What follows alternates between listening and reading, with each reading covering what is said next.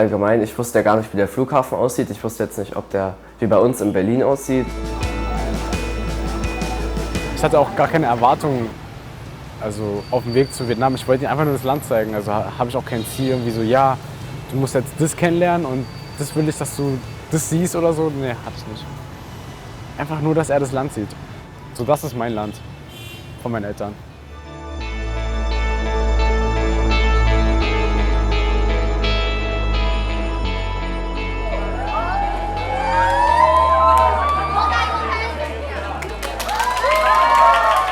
Ich hatte ja im Juli oder Juni auch schon einen Austauschschüler bei mir. Und so kam das halt allgemein erstmals zustande, dass ich überhaupt erstmal richtig mit Vietnam in Kontakt gekommen bin.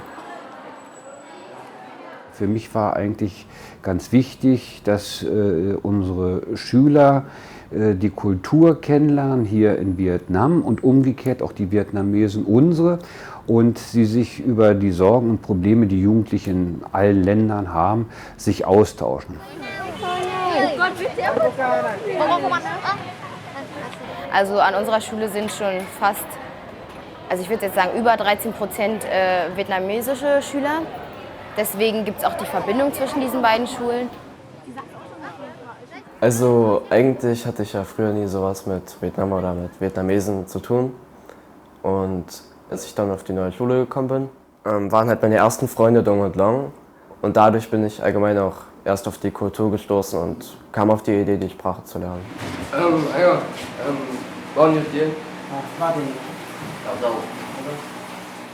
Ich glaube, angefangen hat es mit dem Freundeskreis. Tim er war halt immer mit uns unterwegs und wir hatten halt anfangs vietnamesische Freunde. Und Tim war da halt so fast wie gezwungen, würde ich sagen, vietnamesisch zu lernen. Aber irgendwie hat es ihn noch interessiert.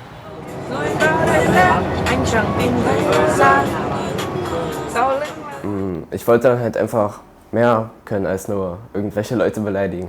Und zum Beispiel auch die Eltern von Dong, bei ihm bin ich ja relativ häufig. Ich wollte mich halt auch mit denen besser unterhalten können. Das könnte man so als den Schlüsselmoment betrachten.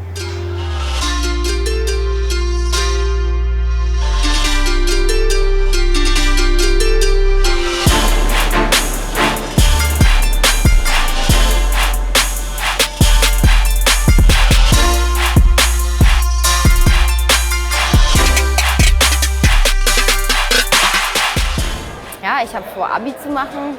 Ich bin gerade in dieser Phase, wo ich mich entscheiden muss langsam, wie es nun weitergeht. Geplant war eine Ausbildung zur Erzieherin, ganz normal bei uns in Deutschland. Am besten berufsbegleitend.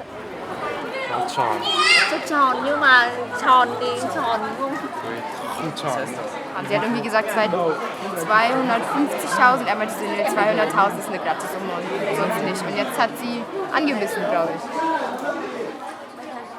Ich habe auch mein Praktikum im Kindergarten gemacht. Das hat eigentlich nochmal meinen Wunsch gestärkt. Man ist ja als Erzieherin ein Stück weit für den Grundaufbau der Kinder verantwortlich. Und das finde ich das Schöne an der Arbeit.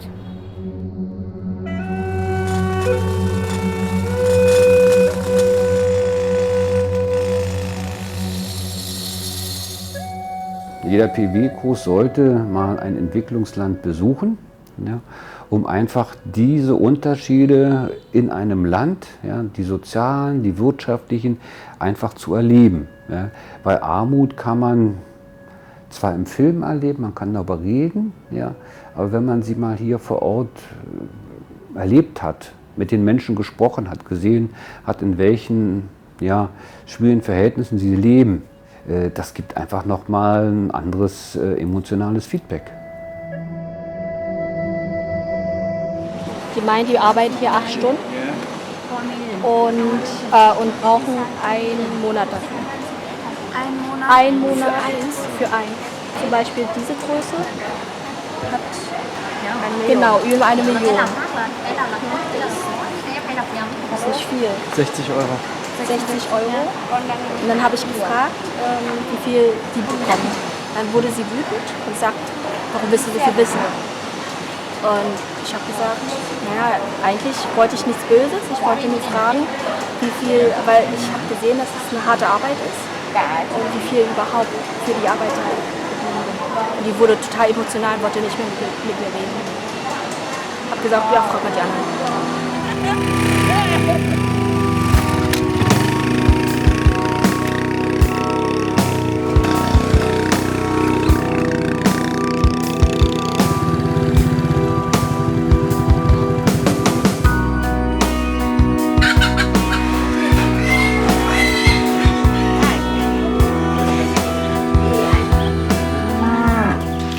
Man hat ja schon einen Eindruck vermittelt bekommen, in welchen Verhältnissen man sich jetzt befindet und dass man dann so offen aufgenommen wird. Der Tisch, der war so reich gedeckt, dass man ja kaum irgendwo was abstellen konnte.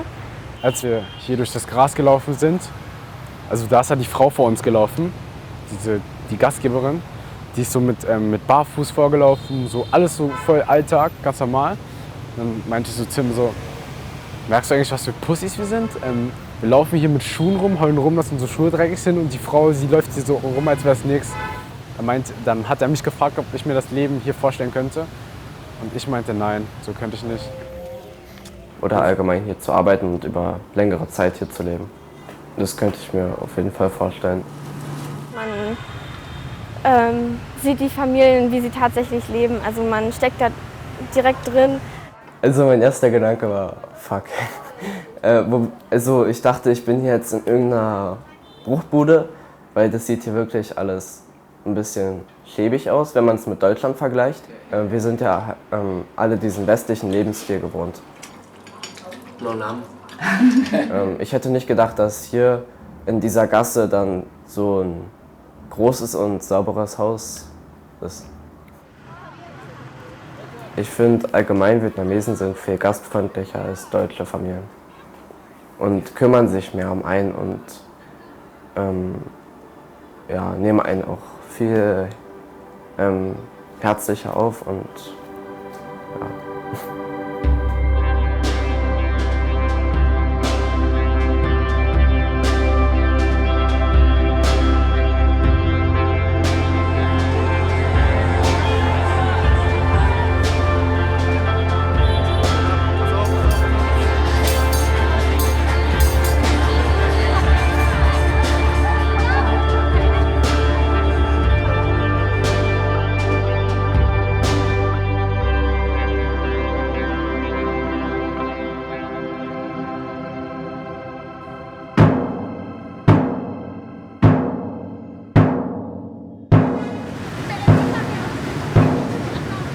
Ich habe schon mal eine Schule gesehen, ich war auch schon mal in der Schule drin, aber den Schulalltag habe ich jetzt noch nicht miterlebt. Also Schule in Vietnam war schon etwas Neues für mich. Dass man so nah an die Schule rankommt, war jetzt nicht gewöhnlich. In Vietnam wird einem ja, glaube ich, so ein bisschen beigebracht, so ja, du wirst später für dein Land dienen, sowas, so ähnlich, sowas so etwa in die Richtung. Und in Deutschland eher so, du gehst so deinen eigenen Weg, du wirst erfolgreich und weiß ich nicht was. Aber da steht jetzt nicht das Wohl des Landes im Vordergrund, sondern das eigene Wohl.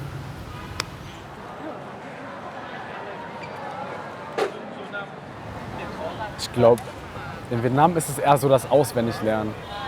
Ja, und in Deutschland, glaube ich, so ein bisschen so das eigenständige Denken.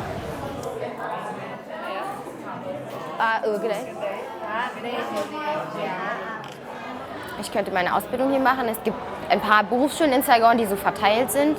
Die funktionieren so, dass es über Internetunterricht funktioniert. Also man kriegt Videobänder zugeschickt, erledigt dann alles im Selbststudium und kann sich mit den Lehrern per Skype auseinandersetzen.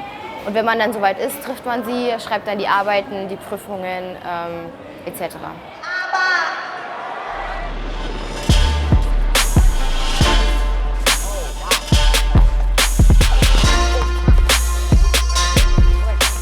Die Mädchen sind viel aufgedrehter, sind so ein bisschen crazy. Also gestern zum Beispiel auf dem Weg zum Unterricht sind wir an einem Klassenraum vorbeigelaufen und wie so ein Filmstar schreien da alle Mädchen so mit der Hoffnung, dass Tim zu denen im Unterricht kommt und Wenn ich so vor zum Laufe, dann fühle ich mich immer wie so ein Bodyguard, weil ich so ein bisschen weghalten muss. Ja. Das hört sich jetzt komisch an, aber die fahren voll auf uns ab. Zum Beispiel bei Facebook, die posten Bilder von uns und schreiben darunter Tim Depchai, Jerry Depchai und das heißt halt so, wie hübsch. Und ja, und Jerry und ich kriegen auch extrem viele Freundschaftsanfragen auf Facebook von den ganzen Mädchen. Und in Deutschland wäre es, denke ich mal, nicht so. Die Schüler haben hier auch die Möglichkeit, unabhängig von unserem Programm das Land zu erleben. In Deutschland, wenn man da jetzt mit einem Freund zu einer anderen Freundesgruppe geht, ist es nicht so, dass man gleich so aufgenommen wird. Also ich hatte gleich das Gefühl, dass die halt auch meine Freunde sind. Und sowas hätte ich in Deutschland nie. Matto Bailon. Matto Bailon. Matto Bailon. Matto. War das richtig? Ja, siehst du, er checkt es. Die Menschen sind anders in Vietnam. Die nehmen einen, also ich glaube, die sind offenherziger. Und das zu erfahren, glaube ich, ist ganz wichtig, um auch seine eigene Situation im eigenen Land reflektieren zu können.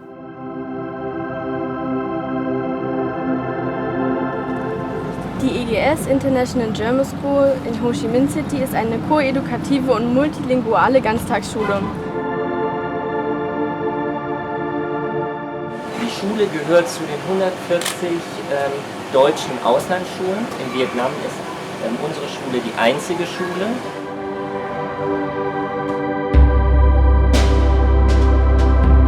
Doch, ich habe mich an meine Grundschulzeit erinnert und habe mir gedacht, wow, die haben doch eine echt schöne Grundschule. So eine schöne hatte ich nicht mal. Also doch, die Ausstattung war sehr gut.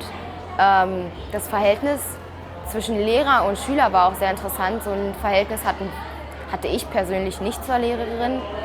Mit Umarmen und Spielen und Anspringen. Also es war doch sehr herzlich bei denen.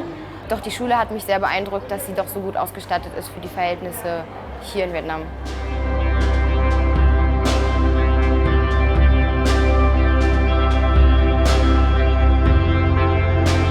Die EGS, die verbindet ja so zwei Herzenswünsche von mir sozusagen. Einmal Kindergärtnerin werden, Erzieherin werden und für eine längere Zeit mal hier bleiben. Und ja, das ist einfach so, für mich ist es so, wenn ich herkomme, bin ich doch auch wieder irgendwie zu Hause.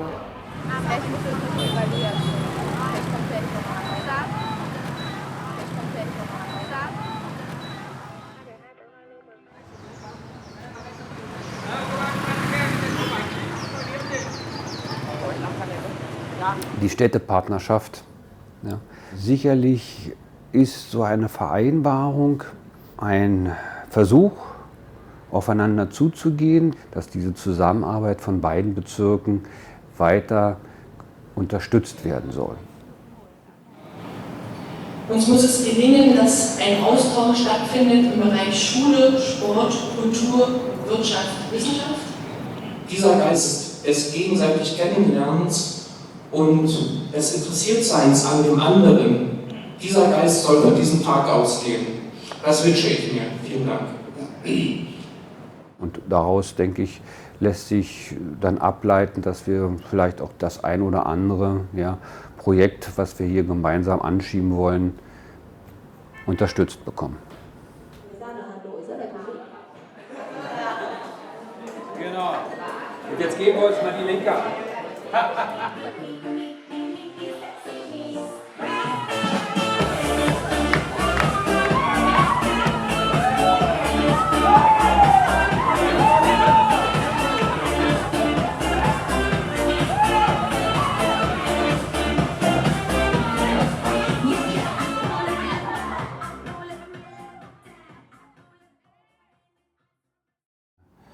Ja, ich denke auch der Besuch im Dorf der Freundschaft, wo jugendliche Kinder waren, die behindert sind, die missgebildet waren, aufgrund von den Dioxinvergiftungen durch Agent Orange.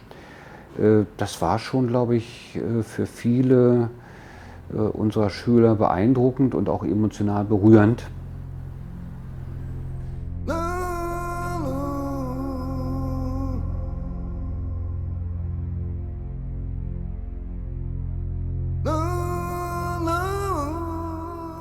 Vor allem, ich finde es schlimm, dass 50 Jahre nach dem Krieg, fast 50 Jahre nach dem Krieg, immer noch die Kinder, die gar nicht daran beteiligt waren und gar nichts dafür können, immer noch daran leiden müssen und jetzt irgendwelche Behinderungen haben, Down-Syndrom, Autismus oder einfach physische oder psychische. Zu Hause werden sie oft auch in Käfigen gefangen gehalten. Die Eltern wissen mit ihnen gar nicht anfangen.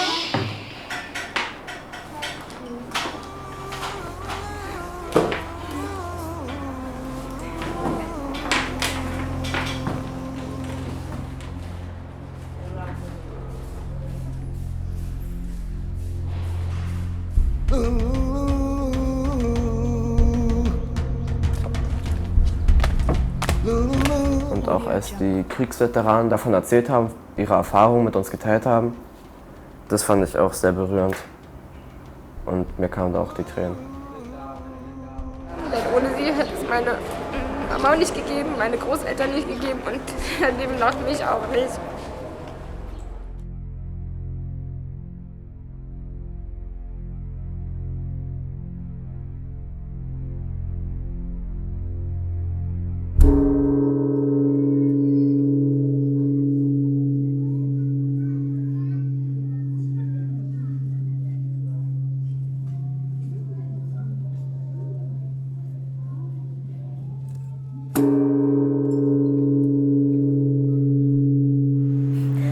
Vor allem auch nach dem, was der Mönch gesagt hat, freue ich mich, meine Eltern wiederzusehen.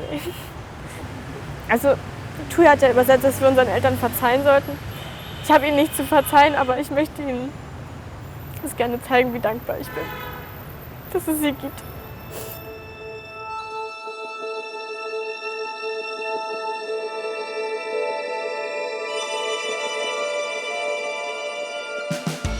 Ich würde jetzt mal für alle sprechen, so viel zusammen gemeinsam erlebt, lustige Sachen. Es war schon ein schöner Trip, schöne Reise, die wir hier gemacht haben zusammen. Ich glaube, das Schöne daran war einfach, dass wir das als Klasse, als Kurs gemacht haben, alle zusammen. Alleine, glaube ich, wäre es halt zu schön gewesen. Nein, danke. Ein bisschen Überwindung.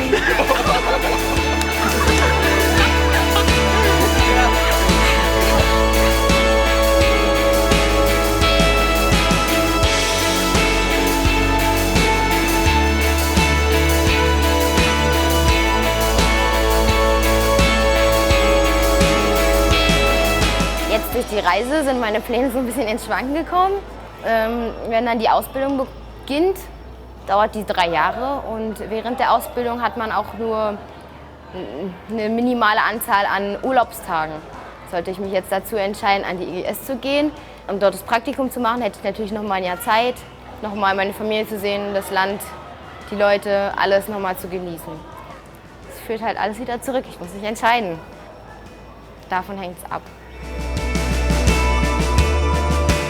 Oder allgemein hier zu arbeiten und über längere Zeit hier zu leben. Das könnte ich mir auf jeden Fall vorstellen. Ja, so kleine Arbeiten wie ein bisschen Kellnern oder wenn ich da kellnern würde, wenn da auf einmal ein Weißer oder ein Europäer ist, würden die sich auch denken, was ist hier los? Und dann, wenn ich auf einmal Vietnamesisch mit denen rede, wären die auf jeden Fall geschockt.